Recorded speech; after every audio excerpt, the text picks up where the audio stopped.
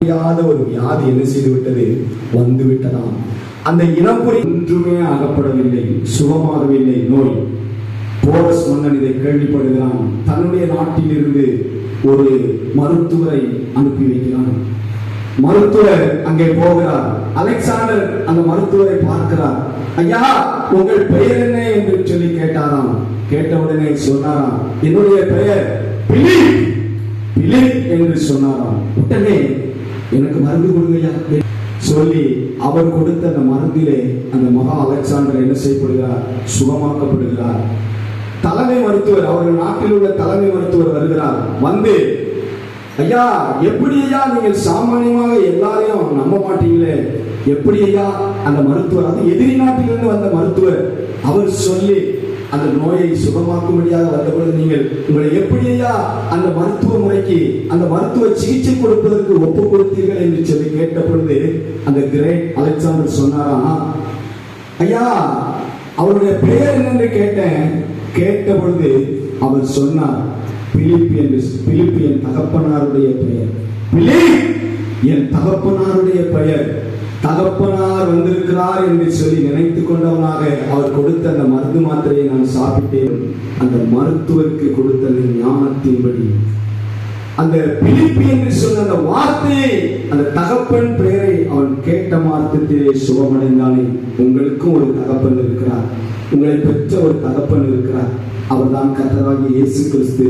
அந்த கர்த்தராகிய இயேசு கிறிஸ்துவை நீங்கள் விசுவாசிக்கும் பொழுது நீங்களும் உங்கள் வீட்டாரும் ரட்சிக்கப்படுவீர்கள். நாம் செபித்து நிறைவு செய்வதை வந்திருக்கிறோம். உங்களுடைய என்ன செவமா இருந்தாலும் சரிதான். ஒரு தகப்பனிடத்தில் ஒரு பிள்ளை வேண்டுதல் செய்வது போல, எப்பா எனக்கு இது வேணும், எப்பா எனக்கு இந்த காரியம் சொல்லுங்க. கர்த்தர் இந்த நாளிலே அந்த கோரிக்கைகளை, அந்த விண்ணப்பங்களை, அந்த மன்றாட்டுகளை, அந்த செபங்களை உங்களுக்காக ஆண்டவர் ஏற்றுக்கொள்வார், ஆசீர்வதிப்பார். நாம் ஜெபிக்கும்படியாக பூமியில 2 பேர் ஒருமனப்பட்டால் அப்படியே ஆகும் என்று சொல்லி இருக்கிறாரு. தாகத்தோடு கேட்போமா? ஜீவனுள்ள பிதாவே, எங்களை அதிகமாக நேசிக்கிற அருமை தகப்பனே, இந்த மும்மணி தியான ஆராதனைக்காக நாங்கள் உங்களுக்கு நன்றி செலுத்துகிறோம் ஐயா. இந்த சங்கரலிங்கபுரம் சிஎஸ்சி திருச்சபைக்காக, திருச்சபை மக்களுக்காக, அன்றைய இந்த திருச்சபை எந்த சேகரத்தில் இணைக்கப்பட்டிருக்கிறதோ அந்த சேகரத்தின் தலைவர்களுக்காக, ஊழியர்களுக்காக நாங்கள் கர்த்தருடைய சமூகத்திலே மன்றாடுகிறோம் சுவாமி. என்ன நோக்கத்துக்காக இந்த இடத்திலே உடைய திருச்சபை நாட்டப்பட்டதோ அந்த நோக்கத்தை நிறைவேற்றுவதற்கேற்ற காரியங்களை, ஞானத்தை கர்த்தர் நீர் உண்டாக்கியிருக்க வேண்டும் என்று நம்மளுடைய சமூகத்தில் தாகத்தோடு ஜெபிக்கிறோம் ஐயா. இந்த கிராமத்திற்கு என்ன தேவைப்படுகிறதோ, என்னென்ன ஆசீர்வாதங்கள் தேவைப்படுகிறதோ அந்தந்த ஆசீர்வாதங்களை நம்முடைய பிள்ளைகளுக்கு நீ வாரி வழங்கும்படியாக ஆண்டவரே இடங்கொடாமல் போக மட்டும் உங்களுடைய ஆசீர்வாதத்தை அளவில்லாமல் பொழிந்திருக்க வேண்டும் என்று நாங்கள் நோக்கி செபிக்கிறோம். இந்த ஆலயத்தில் இருக்கிற வாலிப தம்பிக்காக, அருமையான தாய்மார்களுக்காக கர்த்தருடைய சன்னிதானத்தில் பாரத்தோடு செபிக்கிறோம்.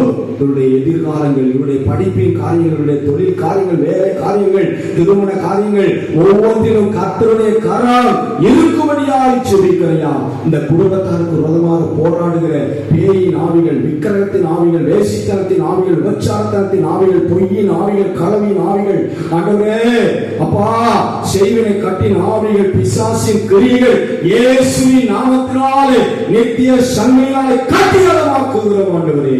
பிள்ளைகளுக்கு நன்றாய் படிப்பு வரட்டும் ஆண்டவரே. அப்பா இவர்கள் வளர்க்கிற கால்நடையை நன்றாய் உற்பத்தி செய்து வளர்ந்து மண்ணை பெருகட்டும் அப்பா ஆண்டவரே. அப்பா இவர்கள் என்ன விதை விதைத்திருக்கிறார்களோ, ஈசாக்கு விதை விதைத்ததை கர்த்தர் ஆசீர்வதித்தது போல ஆண்டவரே இவர்களை ஆசீர்வதியும் ஐயா.